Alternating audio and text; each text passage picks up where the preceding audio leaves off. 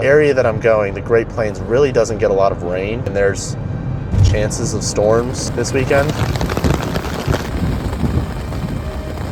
That can be really bad foreshadowing.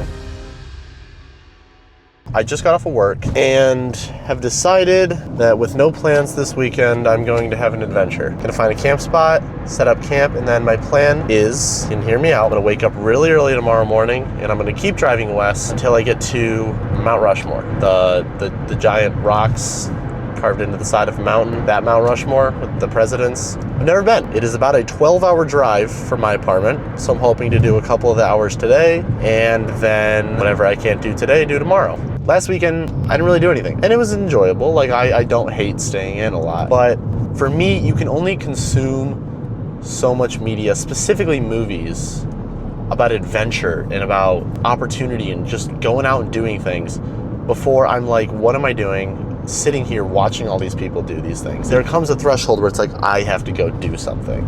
You know what? How are you gonna know if you never even try, right? I'm excited. I'm pumped, actually. Hope for the best, prepare for the worst, except for I didn't really do much to prepare for the worst, so I'm really just hoping for the best.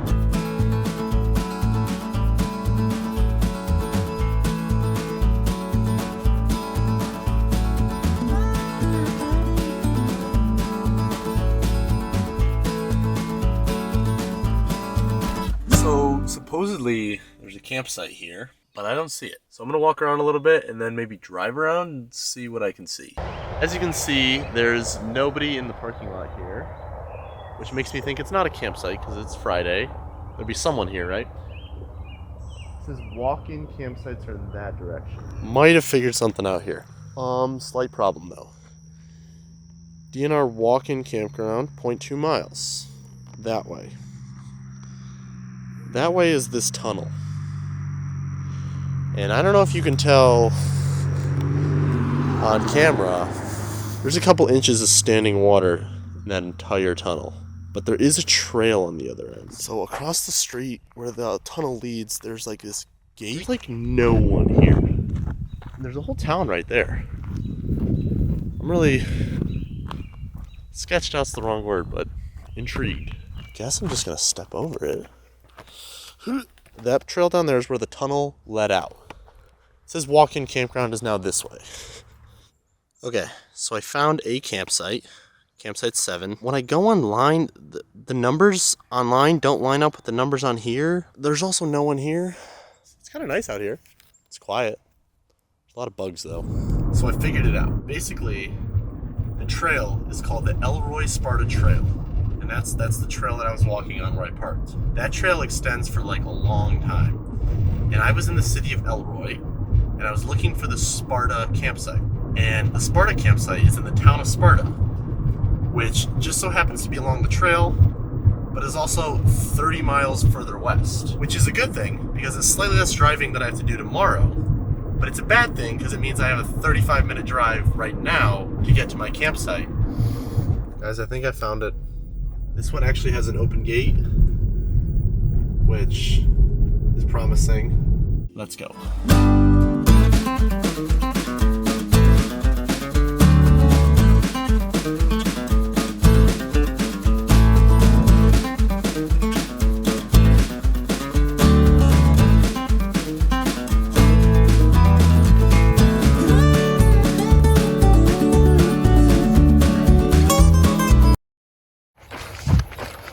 I should have just brought the food with me. So, dinner of champions, 2 Cliff Bars, and some beef jerky. What a first day, ladies and gentlemen. What a first day. Not at all how I planned. If the bugs weren't as bad, which I should have thought, like, I knew about, but I just was like, whatever. People camp in the summer all the time. But they're making it impossible for me to enjoy any time being outside my tent. I'm also slightly afraid for a 4 a.m. wake up that it's also going to be dark during that tear down and walk back, but that's the plan. I might be stuck out here in the dark and in the rain in the morning. But you know what? I signed myself up for this. At any moment I could unsign myself up. Just gotta drive like 2 hours home.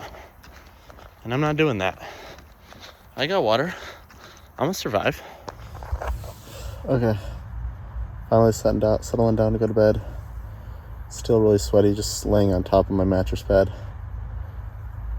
See you in the morning. Morning. My phone is saying weather's moving in about 20 minutes. So I think that's my signal to pack it up and get moving. Okay. So we made it back in the car. You can't see, but all the stuff's back there. Literally right before I got in the car, giant lightning bolt across the sky. Still no like sign of rain, but storm's definitely rolling in. I think strategy right now, actually got decent sleep. I would say like 4.5 hours of like solid being asleep. I'm just gonna drive for a little bit. It's gonna be a while before we're gonna see any light, but if I can get out of here, kind of get like an hour or two, I'll eat some like breakfast, drink some water, and then once I get light, stop somewhere, kind of organize my stuff. I kind of threw it all. I didn't like pack the tent up properly or anything. I basically just held it in my hand and walked back because I didn't want to get caught in the storm and I couldn't really see too well. So I think plan is, yeah, just drive an hour or two and then regroup. So here we go.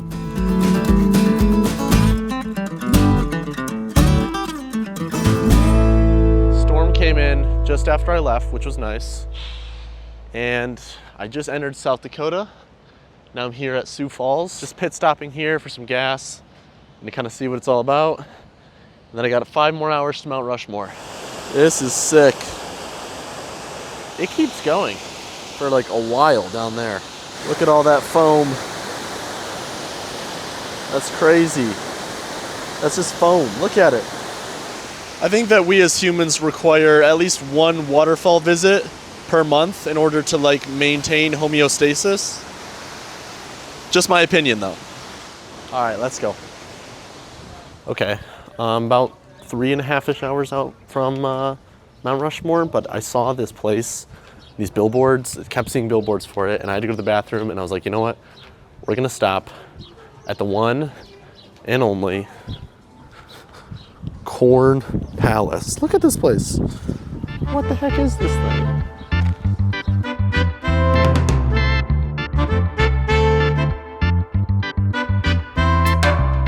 Murals up here are all entirely made out of like pieces of corn, and they are everywhere. Also, it's a stadium, like there's seats, and it's a basketball court. I'm so confused. What is this place? There's a museum in here too. 1892 Corn Palace, and it's existed every year since then. Look at how long that goes. Corn Palace isn't the strangest thing I've ever seen. I don't know what is. I was trying to listen in on one of the tours. They do tours and like tell the history of the building, I guess. She was just talking about like the corn art. I'm so confused, but got my sticker and coaster.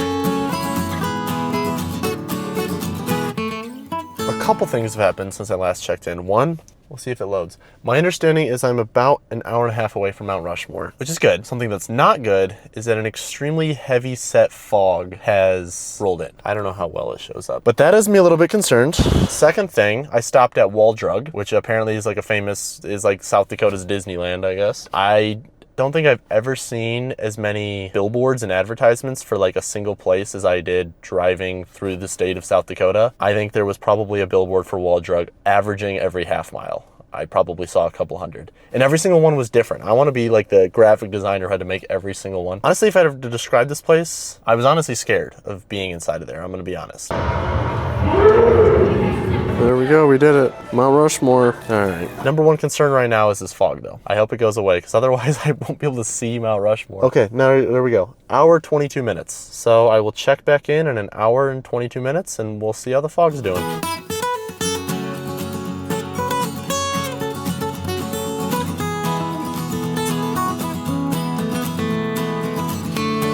Well, there it is. There it is. There it is.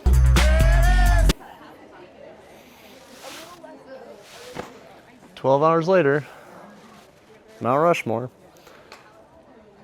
It's a little smaller. Well, like I expected it to be small, but it's like, I don't know. Well, the whole visibility thing was clearly a lie. This is like a perfect day. There's a couple other hikes and observation decks that I'm gonna go around to. And then that's gonna be my day at Mount Rushmore. Every time I look at it, I expect it to be like different.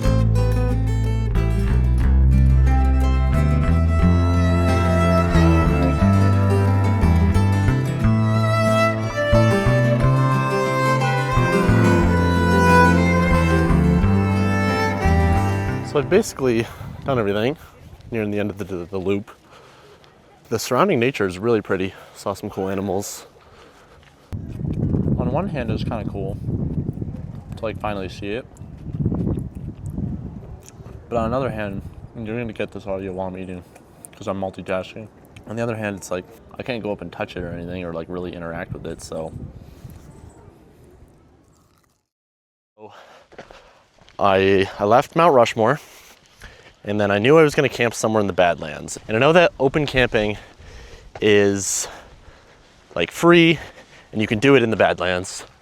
But what I didn't know is that you have to basically find somewhere to put your car because you're not allowed to park it, and the parking spots are on the side of the road. So I don't even know where you'd put it.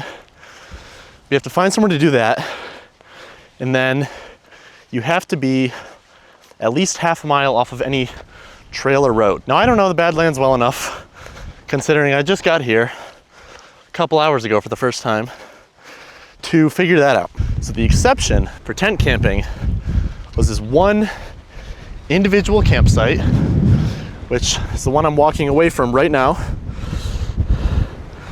where there are 25 spots that are completely free. Oh God, completely free, but just on a first come, first served basis. All you gotta do is essentially like set up your tent or whatever you're staying in, and then write your name on this piece of paper. And like, it's a respect thing, obviously, because it's free and there's no one checking, but you have your spot. And now I read online that this fills up quick, especially on weekends in the summer months. And it was actually almost an hour back towards Mount Rushmore.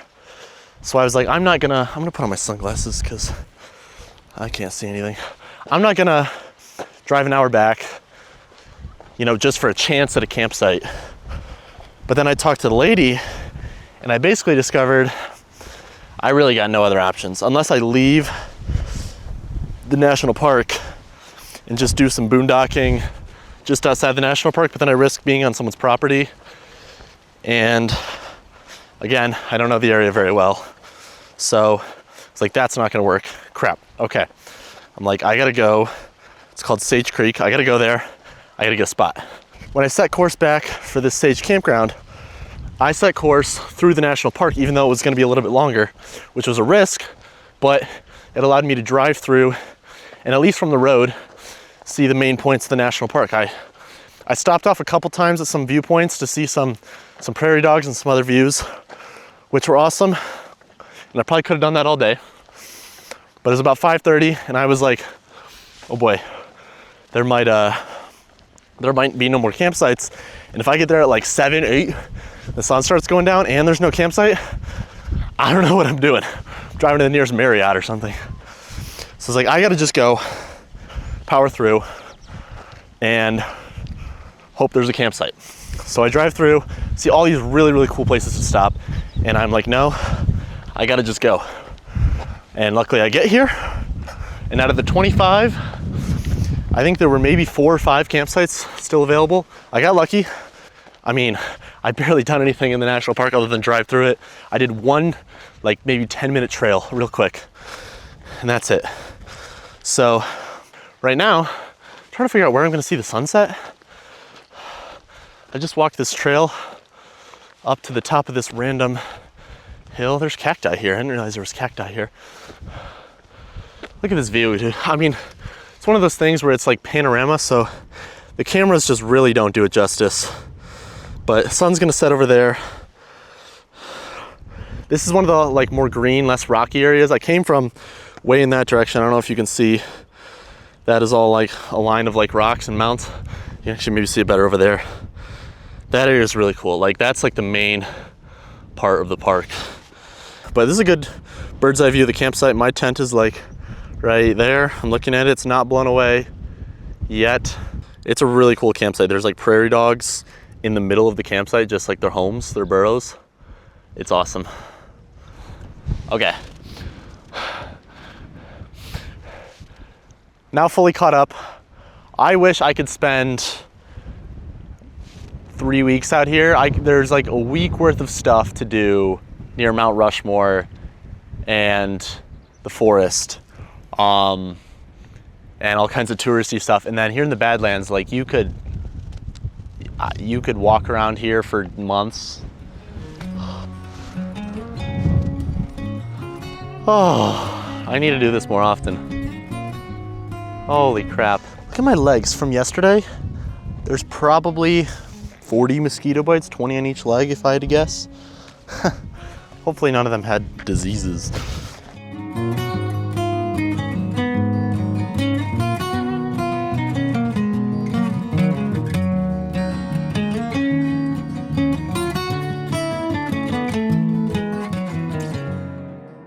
I may have thrown away the instructions for this. Can't be that hard.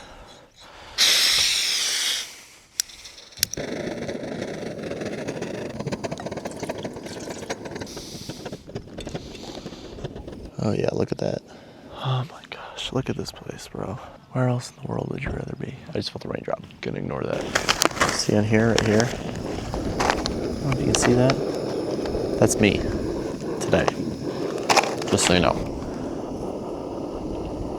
This place is so cool. Okay, you missed it, but I got it to boil. I had to turn it up way, way hotter. Okay, now I gotta wait 8 minutes. We've been seeing lightning from the west. I think a storm is coming in. Hopefully it's too far away. Where's a bat? I'm gonna finish this up. Then I'll see you in the tent. End of day 2. Tomorrow's day 3, aka drive home day. It's about 10 hours from here. Hopefully I don't get rained on. I give it about a 50% chance that I get woken up by rain or storm right above us. See you guys tomorrow. Good night. It's currently raining. I don't know when, but if it gets worse, I'm moving my car.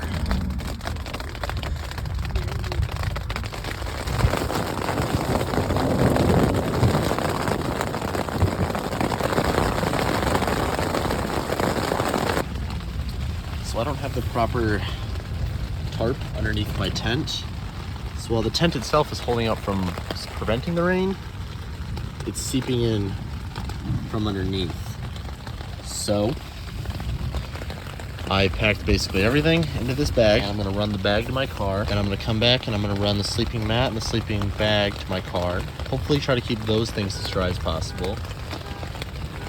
And then the tent, if I just leave here with nothing in it, it's gonna blow away. Like almost assuredly. But I don't want to stand out here and tear it down because I'll get soaked. Alright, well, I'll enact phase 1 of the plan and then we'll see what happens. This is the mud I'm talking about.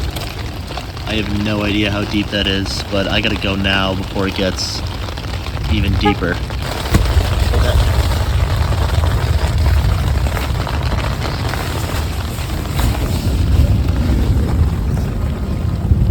Okay, it's not too deep. Step in the right spots.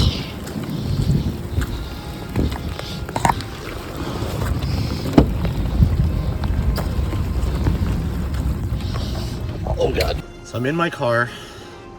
I got everything in. Things got a little wet. My tent is still out there.